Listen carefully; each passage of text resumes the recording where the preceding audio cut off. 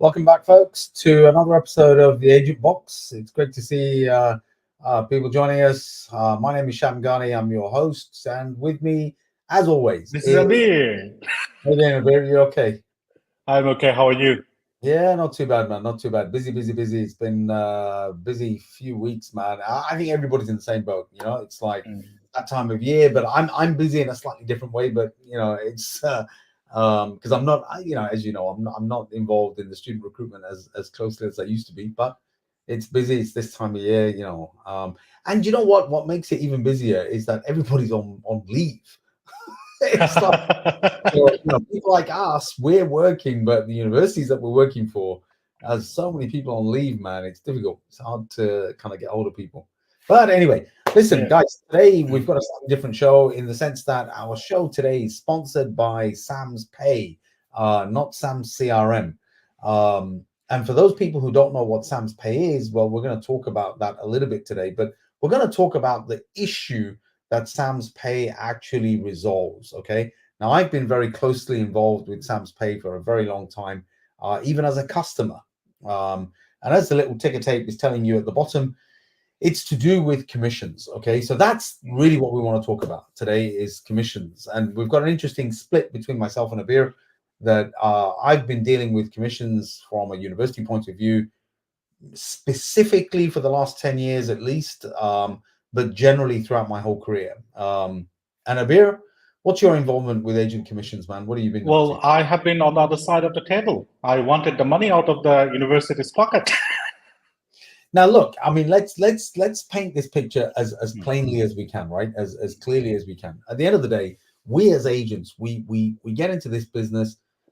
I think it would be fairly dishonest to say that we get into the business for the betterment of students and this, that, and the other. I think the primary reason anybody gets into this business is because it is a good business through which you can make a living, a decent living.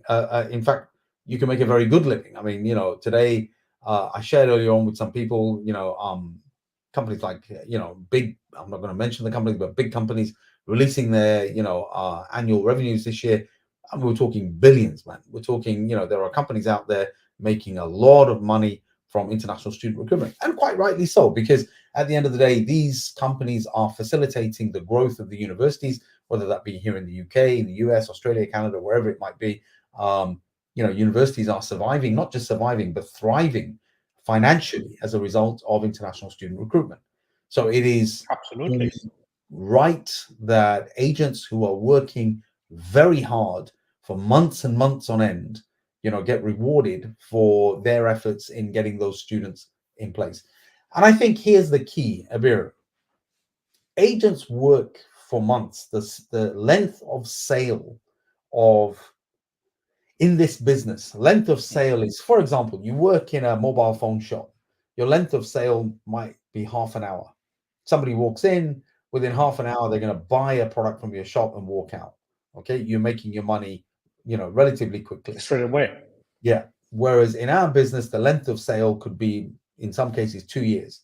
You're talking to a student 2 years ago, and they finally now, through all the deferring and this and that, finally have enrolled, and you finally now can make your money through your education. I would say on an average, it's 6 months or more, to be honest, because it takes like 2-3 months to get the students on the plane, and then another 2-3 months after they have enrolled to get our money. Well, you see, now And here's the interesting thing, right? So I've managed the commission process at my previous job, the job before that as well.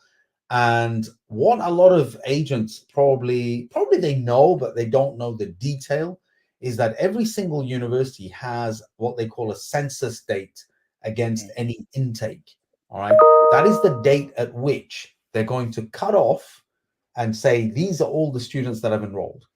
And the reason they don't do that as the students are coming in to their university, because let's say, for example, like we're in August now, the September intake is going to open sometime in the early part of September. So most universities are going to open their doors and start accepting enrollments from international students roughly middle of September, I would imagine. And that would dwindle along till Some universities are tighter. They'll only give 2 weeks window where your students have to enroll. Some universities might give you a little bit longer. Let's say for the sake of this argument or the sake of this discussion that they give you a month. So sometime in October, the doors are going to close for all of the universities to say that's it. And we all know about the last day of enrollment. We all panic about the last day of enrollment because that is the day by which you need to get your students in. So why don't universities use that last date of enrollment as their census date, meaning as the date at which they start adding up all of the students that have come from the various agents and pay them? Normally, universities will usually give 6 weeks after the last date of enrollment for the day that they look at their figures. So you could end up with universities starting to look at your list at the end of November or the beginning of December. Wow. That's when they're actually going to start looking at their lists. And if you go and back then the Christmas happens, the New Year celebrations happens. This is the issue, because if you look in the contract, if you go look in your contracts today, you will find out that some universities, it could be 2 weeks after the last date of enrollment, could be 4 weeks out of the last day, 6 weeks. Usually it's around about 4 to 6 weeks after the last date of enrollment that they will make their cutoff date. The reason they do this, right, is because students can change their mind. A student could enroll and then decide that they don't want to study at that university anymore and go back home. There could be financial reasons, it could be family reasons, it could be anything. It could be that the student just made a bad choice. They didn't want to come here anyway, and now they've gone home. So the universities want to wait until all of this stuff has happened before they pay you, the agent, their money. Here, I know this is not our point of discussion, but I always ask myself, like, why universities do that? Because as an agent, I'm just thinking from an agent's point of view here, not from a neutral ground, that I recruited a student for you. I make sure that he gets the visa, he does all the due diligence, and then he comes to you, enrolls, and he doesn't like it. Maybe there are different various other reasons. So why am I getting penalized for that? It's your responsibility that you could not retain the student. You see, their arguments will be completely opposite to that. Their arguments will be, no, that if the student didn't like it, how did you not know that as an agent? How much involvement did you have with that student? How much went into the counseling? How well did you counsel this student to make sure that the student was making the right decision? Well, I did my part. That's why they got in and they are there with you. And then you couldn't retain them. Abir, you're looking at it the wrong way if that's how you're going to think about it. And I know that many agents do think about this, so it's a valid point. That actually that's the wrong way of looking at it. From the university's perspective, getting in is a given. If you're in this business and you have this, you have a business card with agent written on it, or you've got a website that, says to the world that you're an agent, then the absolute given is that the student is going to come. Otherwise, why are you in business? All right. So to say that, oh, but I got the student in, that's a ridiculous argument. The issue that the university is going to have is that the student should be more prepared to study at my university because they're coming through you. Because I also recruit lots of direct students, and those direct students could be the ones that decide that they're not ready to study here because nobody helped them. But you as an agent for 9 months, for 10 months, for a year, whatever it is, that you have been talking to that student. So that student should be 110% sure that they're going to study here. You understand? But in reality, fair enough. In reality, you and I both know when you're busy recruiting hundreds and hundreds of students and it's all done online, WhatsApp, this and that, and we've talked about this endlessly on this show. The need to counsel students individually as individuals. But anyway, like you said, that's not what the picture that I'm trying to paint here is just for our viewers to understand from an agent's perspective that what is the delay? Because I think any agent that I speak to would tell me that the university is delaying making payments, and it's a dirty subject. If I'm honest, we talk about commissions in terms of rates. Agents are quite happy to talk to university partners about commission rates, but actually talking about money becomes something that I think as agents we feel uncomfortable talking about, and the universities definitely feel uncomfortable, talking about that. It's almost like you're dirtying this, this really moral job that we all do, which is, bettering the lives of students and making a big difference to people's lives. At the end of the day, mate, I want to make money. That's why I'm an agent. Well, it's called business for a reason, yes, right? I want that money as quickly as I can, because I might have staff to pay, rent to pay. I've got, sub-agents that I need to pay. I've got a network that I need to pay. I want that money as quickly as possible. Mm-hmm. Now, even if a university was super good at doing your commissions, you are not going to get, they're not even going to look at your list, right? Until... Let me tell you something, Shambhai. In my previous role, in my current role, I don't do much about commission invoicing and all that. But in my previous role, the most nervous time of the year for me personally was not when I started the campaign for the next intake, not when the busiest time, the visa and whatnot. The most nervous I would always be when it's time for invoicing and commission claim, because there are so many different things that the university wants. And I always thought, oh, hang on a minute. The university surely knows which students I send them to them. So it should be automatically credited to my account. But no, they want a complete list. They want the student reference number, application reference number. Did you have any communication with the student? All those things to be sent out. And then I would always be nervous. Oh, what if the university says, oh, no, I'm not going to give you commission for this, or whatever reason that might be. So the commission, invoicing, and claiming part was always the most nervous time. let me tell you something, right? So that was the most nervous time for you. And as the person who's in charge of the process, I used to hate doing commissions. Okay, I used to hate that. That was something. It was like a dread that I had in my head. Oh God, I'm going to have to do the commission run. And every colleague that I speak to from universities, everybody's got that same look in their eye. And yeah, I hate doing this, man. This is such a pain. And thankfully, I only have to do it twice a year. Some universities where there's multiple intakes, that's even worse.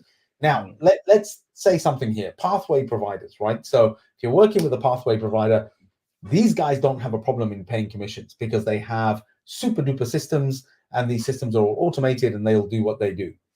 The reason why it is such a pain, and probably that reflects in why you were nervous, Abir, that, it's almost like the questions are going to come flooding in.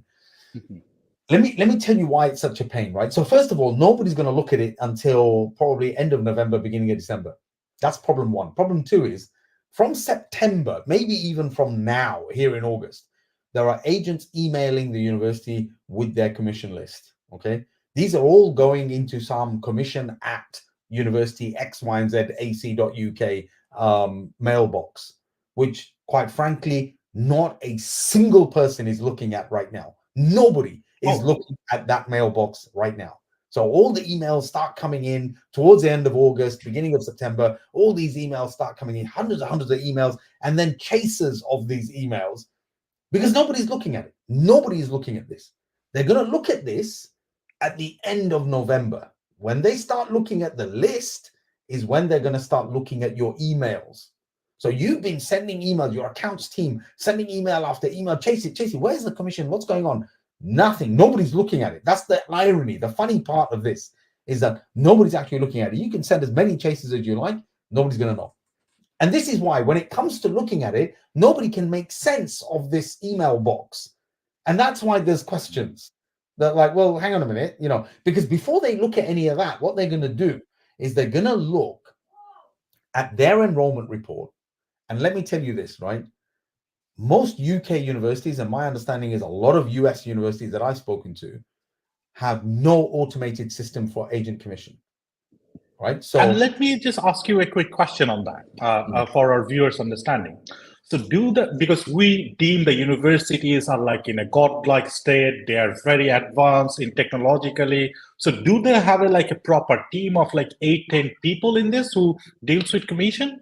How does it work? Not to be joking, man. When I got my job, the previous, not the last job, the previous one, I got the job just before the commission season started, and I was given the job. Oh, you got to do the commissions. I thought, okay, fair enough.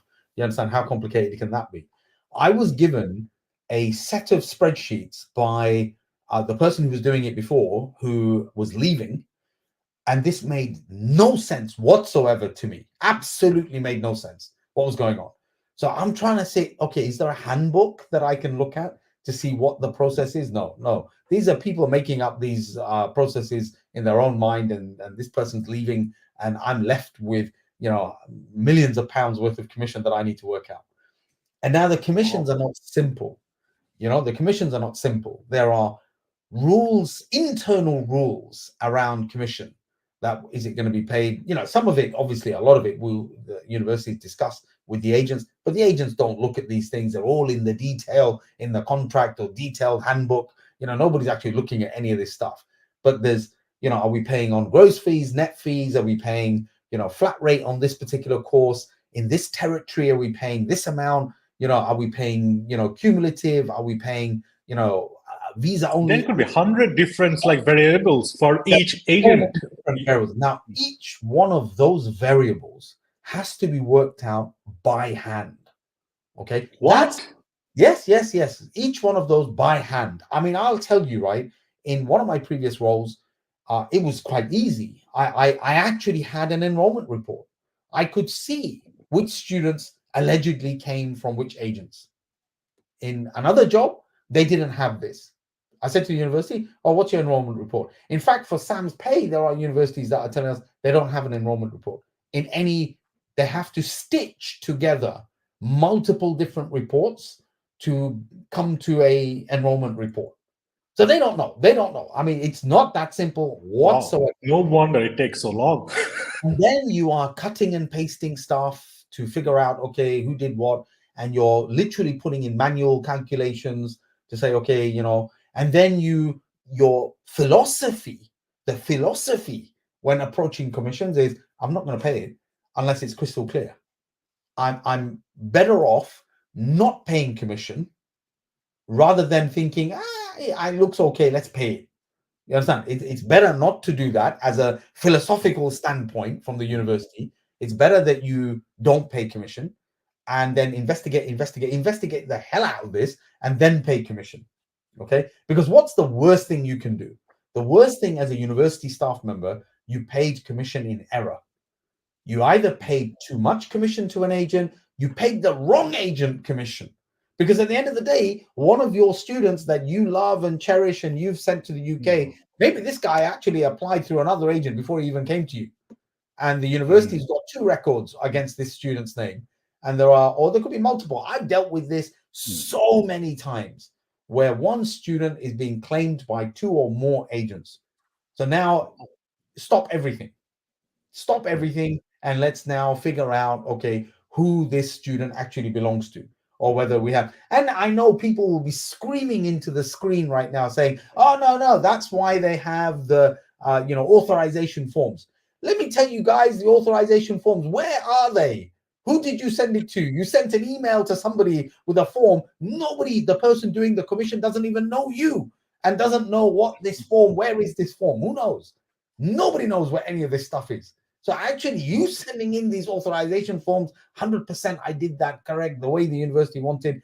Did the person who's now sitting doing your commission, did they receive that form? Is that form been loaded up somewhere, recorded somewhere? Who knows? The chances are. So you are telling me the most important part of this whole transaction in the industry, there is absolute chaos going on. No one knows what's going on. I think, Amir, and I'm not saying this unintelligently or just making it up, right? I've done surveys when I was working at the university. I did surveys of the UK sector. I've done surveys through Boiler. I've to ask this question: who is doing it better than we are? Maybe we are the ones that have got it wrong, right? Look, in July when I was at the Boiler conference, and I'm just talking to people, I had people overhearing my conversation about agent commission, coming to me, go, hang on a minute. So you do what? There is a program out there for agent commission? Oh, okay, hang on a minute. I need to talk to you. Okay. There are, universities that are so pulling their hair out on this issue. Recently, I'm aware that there was another survey done on Boiler asking this question, about who's dealing with, is there a way of automating agent commission? And I tell you something, let me give you a small example. One of the universities that I worked for, we subscribed to Sam's Pay. And what it did, the challenge we put to ourselves, okay, was we want all commission claims to be approved and sent to finance before we go on the Christmas break. That was the basic aim.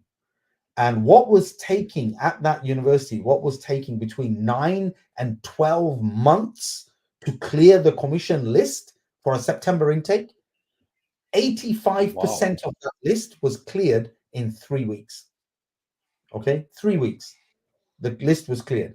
It was so easy to do using that Sam's Pay. Now, at the end of the day, we're talking to agents. This is the agent box. Why does this matter? It matters because the agents are getting paid faster. So we as agents need to ask this question of our universities that, look, you know what? Have you guys got some kind of system in place to make my life easier, to pay me quicker? Because if you do, I'm likely to be more loyal to you and think about the next intake more, carefully, because I know that, look, I'll get my money quickly and there'll be less, complications. There is also another perspective to it as well, because a lot of times, as an agent, from agent's point of view, the issue arises from raising your invoices. Like, have you done the right invoicing? This is our responsibility as agents, right? But before we talk about that, hang on, I'm just going to tell you one thing. At Boiler, I met with, again, I'm not going to say the name, but one of the a very, very big player in the market, okay? And most people will know who they are.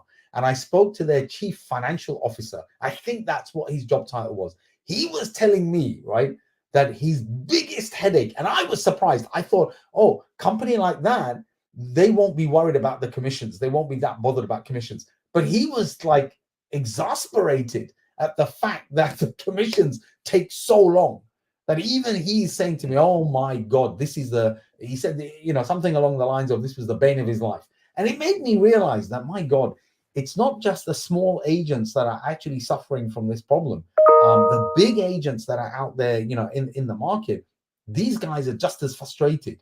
But then comes on to the bit that you've just touched on, Abir, the issue of how clear is my list going to the university? When the university is asking me to submit a list, if I don't have a system, if I'm just as bad as the university where I'm using bits of paper, WhatsApp messages and stuff like that to keep my list of students, then this is going to compound the problem, guys. This is going to make the problem just as worse. You know what I mean? So you've got a university where and just like you explained how the system works at the university, if your invoice is not complete, or if it has like wrong information or not all the information, it's going to go at the back of the pile because they don't have time and patience to. We're going to run out of time to talk about this in more detail, but let me give you another quick example, right? Just popped into my head. I just remembered that I spoke to a university a few weeks ago, right? And these guys gave me the example of this. They had one agent who sent in an invoice, and this invoice, from the agent's perspective, hadn't been paid. It just so happened that their pro-vice chancellor was visiting that market and was going to go and see this agent. So in front of the pro-vice chancellor, they complained, oh, it's one student, right? Oh man, this invoice is not being paid. What's going on? So the PVC puts a lot of pressure on the director, associate director, and he came to the head of international like, oh my God, what's happened? So they investigated. Let me tell you what happened, right?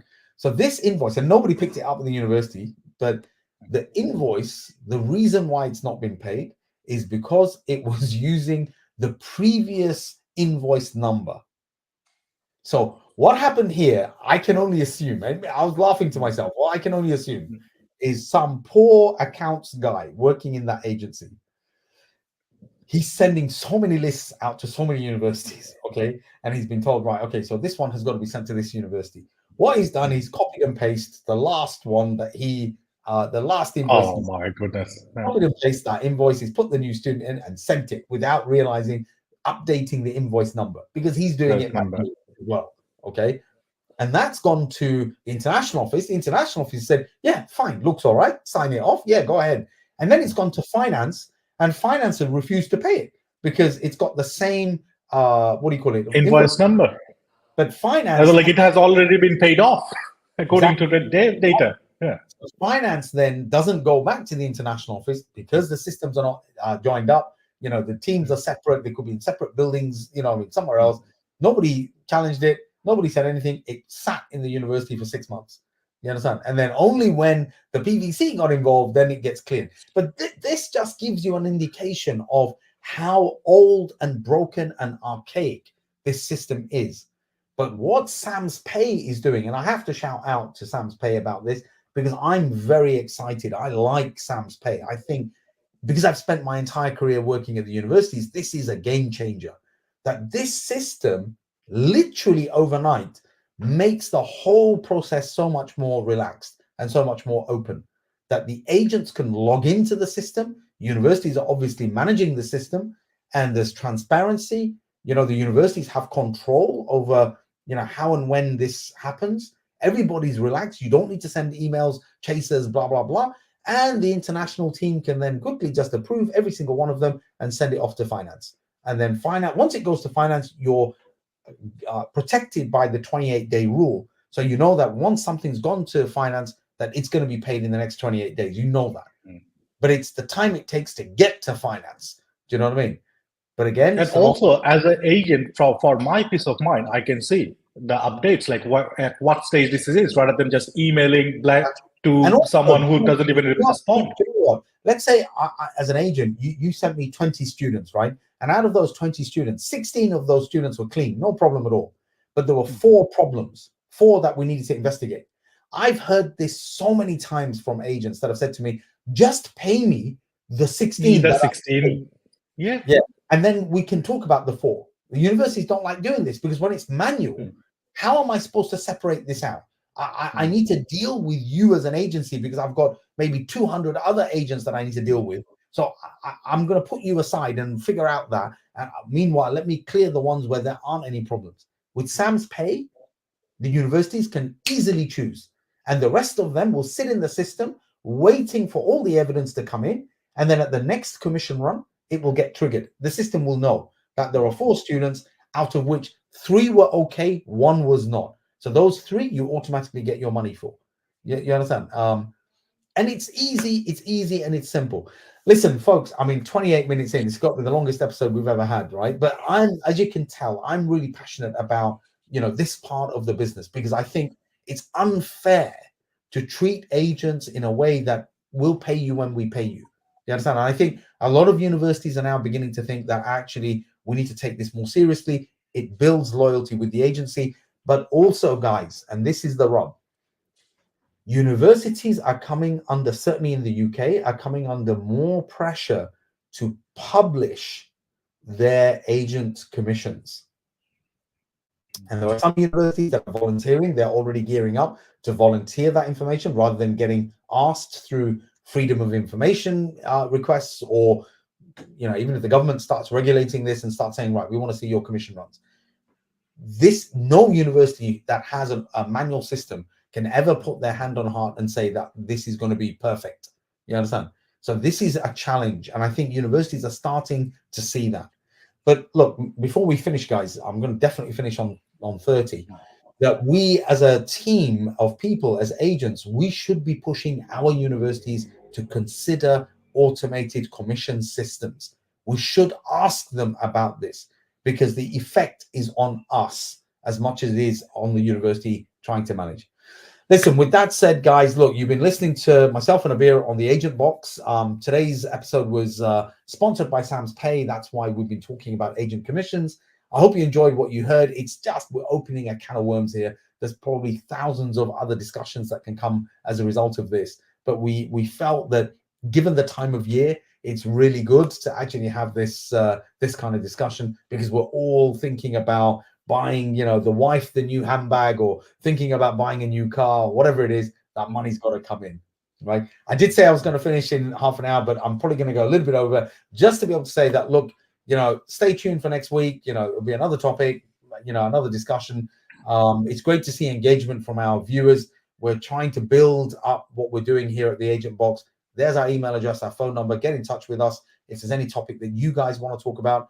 And if you maybe even or even if you want to participate in the discussion as well. Absolutely. Okay. But for today on the issue of commissions, that's it from me, Sham, and my colleague Abir, and we'll see you again next week. Take care, folks.